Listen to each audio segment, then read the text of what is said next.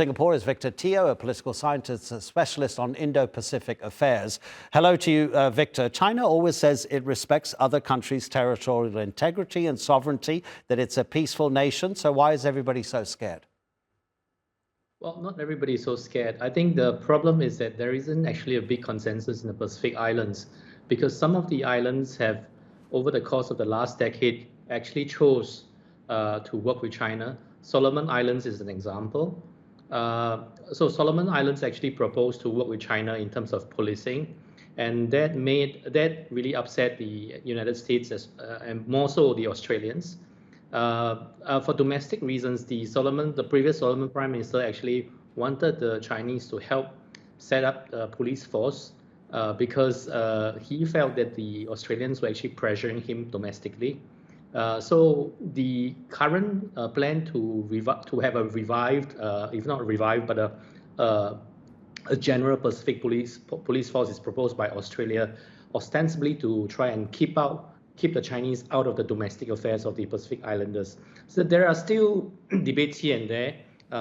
Of different islands have different opinions, but I think the agreement is that each island could actually choose to determine its level of commitment to this police force. So I think the devil is in the details. It depends. Everybody agrees that there should be an overall arching framework, but the question is who is going to do what. Is still very much up in the air.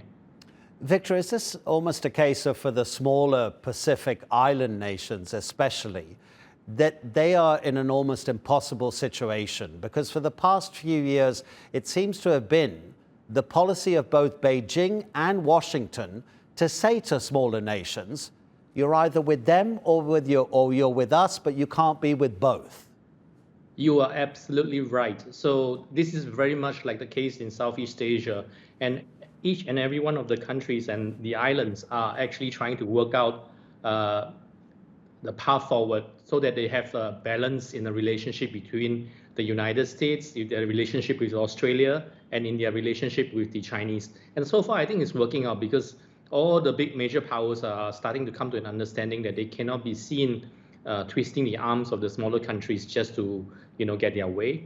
So, what the smaller countries would tend to do is to agree on this broad, if you like, broad framework for cooperation, and then, to a certain extent, decide whether how much they would be willing to contribute or participate. And I think this is a way that they are able to hedge, if you like, their diplomacy going forward in dealing with the powers. Victor Teo, thank you so much for the analysis, Victor. Thank you so much.